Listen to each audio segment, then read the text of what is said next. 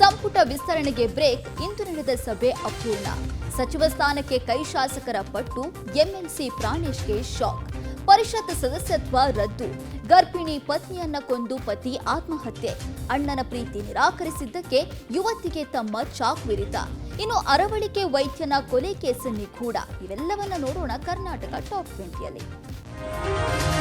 ಸಚಿವ ಸಂಪುಟ ವಿಸ್ತರಣೆಗೆ ಅಂತಿಮ ಮುದ್ರೆ ಹಾಕಲು ಮುಂದಾಗಿರುವ ಕಾಂಗ್ರೆಸ್ ಹೈಕಮಾಂಡ್ ಇನ್ನೆರಡು ದಿನದಲ್ಲಿ ಪಟ್ಟಿ ಅಂತಿಮಗೊಳಿಸುವ ಸಾಧ್ಯತೆ ಇದೆ.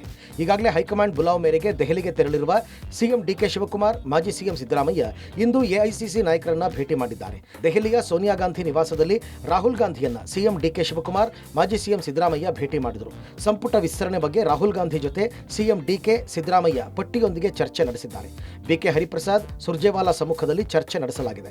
ಹೈಕಮಾಂಡ್ ಮುಂದೆ ಜುಲೈ 20 ಹಾಗೂ ಜುಲೈ 22ರ ದಿನಾಂಕವನ್ನು ಡಿಕೆಶಿ ಪ್ರಸ್ತಾಪಿಸಿದ್ದಾರೆ ಎನ್ನಲಾಗಿದೆ.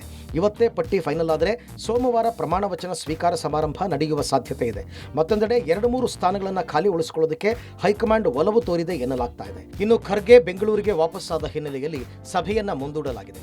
ಖರ್ಗೆ ಬಂದ ಬಳಿಕ ಮತ್ತೊಮ್ಮೆ ಸಭೆ ಸೇರಲು ನಿರ್ಧರಿಸಲಾಗಿದೆ. ಇನ್ನು ರಾಹುಲ್ ಗಾಂಧಿ ಭೇಟಿಗೂ ಮುನ್ನ ಸುರ್ಜೇವಾಲಾ, ಕೆಸಿ ವೇಣುಗೋಪಾಲ್ ಅವರನ್ನ ಡಿಕೆಶಿ, ಸಿದ್ದರಾಮಯ್ಯ ಪ್ರತ್ಯೇಕವಾಗಿ ಭೇಟಿ ಮಾಡಿ ಚರ್ಚೆ ನಡೆಸಿದರು. ಸಚಿವ ಸಂಪುಟ ವಿಸ್ತರಣೆ ಕಸರತ್ತು ನಡೆದಿರೋ ಬೆನ್ನಲ್ಲೇ ಕೈ ಶಾಸಕರ ದೆಹಲಿ ಪರೇಡ್ ಶುರುವಾಗಿದೆ. ಸಚಿವ ಸ್ಥಾನದ ಆಕಾಂಕ್ಷಿಗಳು ಹೈಕಮಾಂಡ್ ನಾಯಕರ ಮನೆ ಬಾಗಿಲು ತಟ್ಟಿದ್ದಾರೆ.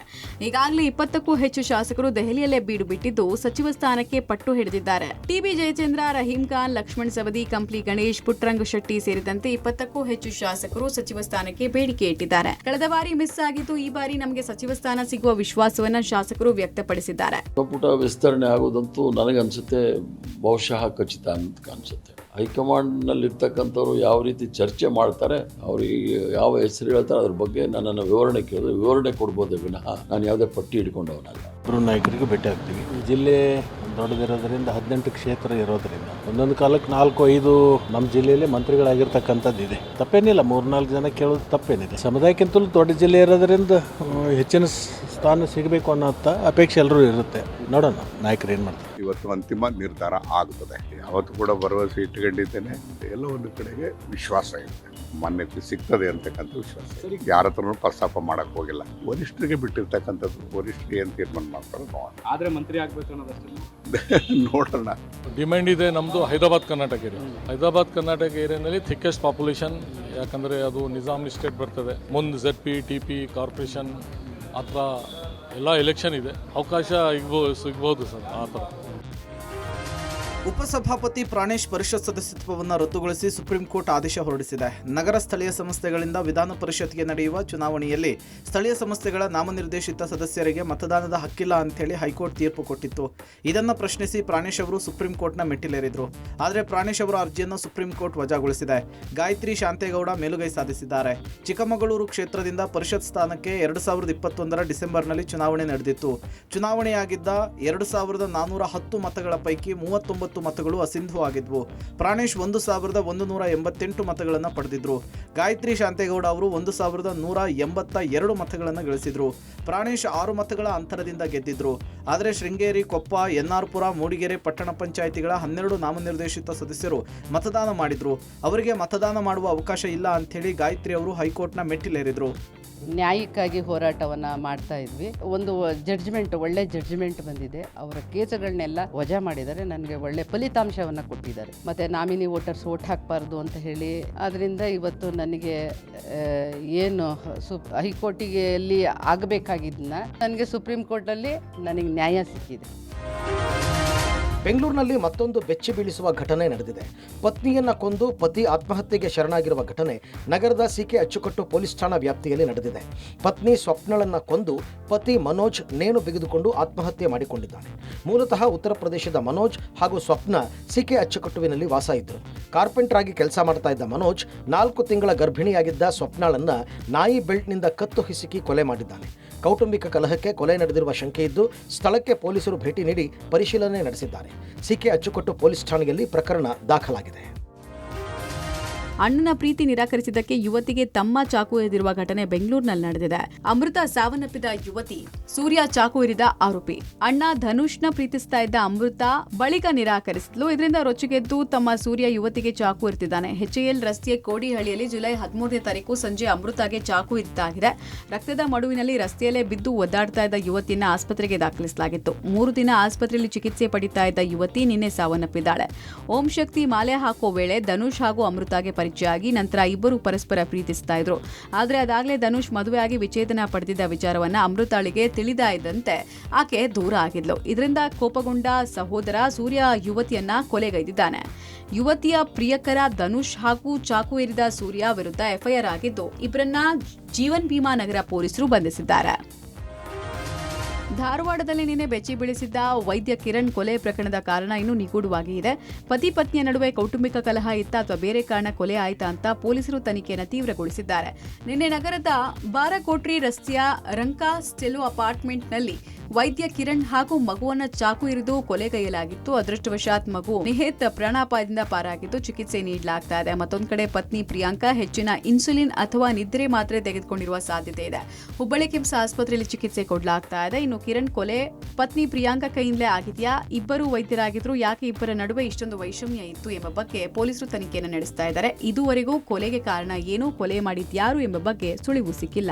ಡಾಕ್ಟರ್ ಪ್ರಿಯಾಂಕಾ ಅವರು ನಿನ್ನೆ ಸುಮಾರು 12:30 ಸುಮಾರು ಆಸ್ಪತ್ರೆಗೆ ಬಂದಿದ್ದಾರೆ, ನಮ್ಮ KMCR ಆಸ್ಪತ್ರೆಗೆ. ಅವರು ಬಂದಾಗ ಸ್ವಲ್ಪ ಶುಗರ್ ಲೆವೆಲ್ ಕಡಿಮೆ ಇತ್ತು, ಪ್ರಜ್ಞೆ ಕಡಿಮೆ ಇತ್ತು. ಯಾವುದೇ ಹಿಸ್ಟ್ರಿಯು ನಮಗೆ ಸದ್ಯಕ್ಕೆ ಲಭ್ಯವಿಲ್ಲ. ICUಗೆ ಅಡ್ಮಿಟ್ ಮಾಡಿ ಅಲ್ಲೇ ಮಾನಿಟರ್ ಮಾಡ್ತಾ ಇದ್ದೀವಿ. ಕಂಡೀಷನ್ ಸ್ಟೇಬಲ್ ಇದೆ. ಶಾಲಾ ಸಿಬ್ಬಂದಿ ನಿರ್ಲಕ್ಷ್ಯಕ್ಕೆ ಕೊಠಡಿ ಒಳಗಡೆ ಕುಸಿದು ಬಿದ್ದು ಮಗು ಸಾವನ್ನಪ್ಪಿದ ಘಟನೆ ಬೆಂಗಳೂರಿನಲ್ಲಿ ನಡೆದಿದೆ. ಬನ್ನೇರುಘಟ್ಟ ರಸ್ತೆಯ ವೀವರ್ಸ್ ಕಾಲೋನಿ ಶಾಲೆಯಲ್ಲಿ ವ್ಯಾಸಂಗ ಮಾಡುತ್ತಿದ್ದ 12 ವರ್ಷದ ಅರ್ಹಾನ್ ಪಾಷಾ ಮೃತ ವಿದ್ಯಾರ್ಥಿ. ಜೂನ್ 10ನೇ ತಾರೀಕು ಮಧ್ಯಾಹ್ನ ಸಮಯದಲ್ಲಿ ಕೊಠಡಿಯಲ್ಲಿ ಅರ್ಹಾನ್ ಪಾಷಾ ಕುಸಿದು ಬಿದ್ದಿದ್ದಾನೆ. ಆದರೆ ಶಾಲಾ ಸಿಬ್ಬಂದಿ ಮಗುವನ್ನ ಕೂಡಲೇ ಆಸ್ಪತ್ರೆಗೆ ದಾಖಲಿಸಿದೆ. ಕೊಠಡಿಯಿಂದ ಕೊಠಡಿಗೆ ಶಿಫ್ಟ್ ಮಾಡಿದ್ರಿಂದ ಸೂಕ್ತ ಸಮಯದಲ್ಲಿ ಚಿಕಿತ್ಸೆ ಸಿಗದೆ ಮಗು ಸಾವನ್ನಪ್ಪಿದೆ ಅಂತ ಮಗುವಿನ ಪೋಷಕರು ಆರೋಪಿಸಿದ್ದಾರೆ. ಕುಸಿದು ಬಿದ್ದು ಅರ್ಧ ಗಂಟೆಗೂ ಹೆಚ್ಚು ಕಾಲ ಮಗು ಶಾಲೆಯಲ್ಲೇ ಇದೆ. ಕನಿಷ್ಠ ಆಂಬ್ಯುಲೆನ್ಸ್ ಕರೆಸಿ ಶಿಫ್ಟ್ ಮಾಡಿಲ್ಲ. ಬೈಕ್ನಲ್ಲೇ ಮಗುವನ್ನ ಕಳುಹಿಸಿ ಕೊಟ್ಟಿದೆ ಅಂತ ಆಕ್ರೋಶ ವ್ಯಕ್ತಪಡಿಸಿದ್ದಾರೆ. ಕುಸಿದು ಬಿದ್ದ ಕೂಡಲೇ ಮಗುವನ್ನ ಶಿಫ್ಟ್ ಮಾಡಿದ್ರೆ ಬದುಕುಳಿತಾ ಇತ್ತು ಅಂತ ಪೋಷಕರು ಅಳಲು ತೋಡ್ಕೊಂಡಿದ್ದಾರೆ. ಕೋಣನಕುಂಟೆ ಪೊಲೀಸ್ ಠಾಣೆಯಲ್ಲಿ UDR ಕೇಸ್ ದಾಖಲಾಗಿದೆ. 11:30 ಗಂಟೆ ಸುಮಾರಿಗೆ ಮಗು ನನಗೆ ಒಂಥರ ಆಗ್ತಾ ಇದೆ, ನಮ್ಮ ಅಪ್ಪಗೆ ಫೋನ್ ಮಾಡಿ ನಾನು ಹೋಗ್ತೀನಿ ಅಂತ ಹೇಳಿದಂತೆ. ಮಗು ಮಾತು ಕೇಳಲಿಲ್ಲ. ಇವರು 3 ಗಂಟೆಗೆ ಹೋಗುವಂತೆ ಸ್ಕೂಲ್ ಬಿಡೋ ಟೈಮಲ್ಲಿ, ಇವಾಗ ಹೋಗಿ ನೋಟ್ ಕಂಪ್ಲೀಟ್ ಮಾಡೋ ಅಂತ ಹೇಳವ್ರೆ. ಅಷ್ಟಕ್ಕೆ ಅವರು ಈ ಕಡೆ ಆ ಕಡೆ ಮಗುಗೆ ಸಾಕ್ಸ್ಕೊಂಡು ಮಗು ಪ್ರಾಣ ಅಲ್ಲೇ ಸ್ಕೂಲಲ್ಲೇ ಹೋಗ್ಬಿಟ್ಟಿದೆ. ಆಮೇಲೆ ಅವರು ಮಗು ಸತ್ತಿರೋ ಮಗುನ 2 ವೀಲರಲ್ಲಿ ಹಾಕೊಂಡು ಹಾಸ್ಪಿಟ್ಲ್ಗೆ ಹೋಗ್ತಾರೆ. ಹಾಸ್ಪಿಟ್ಲಲ್ಲಿ ಒಂದು 15-20 ನಿಮಿಷ ಮುಂಚೆ ತಂದಿದ್ದಿದ್ರೆ ಮಗು ಪ್ರಾಣ ಉಳಿಸ್ಬೋದಾಗಿತ್ತು ಅಂತ ಹೇಳ್ತಾವ್ರೆ. ಇವಾಗ ಇದು ಮಗು ಸತ್ತಿರೋದಕ್ಕೆ ಕಾರಣ ಈ ಸ್ಕೂಲು ಶಾಲೆ ಸಿಬ್ಬಂದಿಗಳೇ ಎಲ್ಲ ಕಾರಣ. ಇದು ಮಹಿಳಾ ಸಿಬ್ಬಂದಿಯೊಂದಿಗೆ ಅನುಚಿತ ವರ್ತನೆ ಆರೋಪದ ಅಡಿಯಲ್ಲಿ ಸೋಷಿಯಲ್ ಮೀಡಿಯಾ ಇನ್ಫ್ಲೂಯೆನ್ಸರ್ ಮಂಜು ಅಲಿಯಾಸ್ ಅಮುಕು ಡುಮುಕು ವಿರುದ್ಧ ಪ್ರಕರಣ ದಾಖಲಾಗಿದೆ. ಬೆಂಗಳೂರಿನ ಅನ್ನಪೂರ್ಣೇಶ್ವರಿ ನಗರ ಪೊಲೀಸ್ ಠಾಣೆಯಲ್ಲಿ FIR ಆಗಿದೆ. ಜುಲೈ 9ನೇ ತಾರೀಕು ರಾತ್ರಿ ಬೆಂಗಳೂರಿನ ಪಬ್ನಲ್ಲಿ ಪ್ರಮೋಷನ್ ಮುಗಿಸಿ ಮದ್ಯ ಸೇವಿಸಿದ್ದ ಮಂಜು ಆರ್ಡರ್ ತೆಗೆದುಕೊಳ್ಳೋಕೆ ಬಂದ ಮಹಿಳಾ ಸಿಬ್ಬಂದಿ ಬಳಿ ದುರ್ವರ್ತನೆ ತೋರಿದ್ದಾನೆ.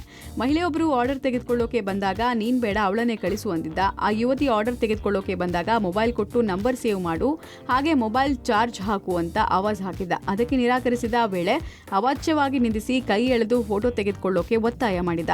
ಮ್ಯಾನೇಜರ್ ಸ್ಥಳಕ್ಕೆ ಬಂದು ಪರಿಸ್ಥಿತಿ ನಿಭಾಯಿಸಿ ಹೊರ ಕಳಿಸಿದ್ದಾರೆ. 2 ದಿನವಾದ ಬಳಿಕ ಪಬ್ನಲ್ಲಿ ಕೆಲಸ ಮಾಡುವ ಯುವತಿಯಿಂದ ದೂರು ದಾಖಲಾಗಿದೆ. ಮಂಜು ಅಲಿಯಾಸ್ ಅಮುಕು ಡುಮುಕು ಮತ್ತವನ ತಾಯಿ ಮೇಲೆ FIR ಆಗಿದೆ.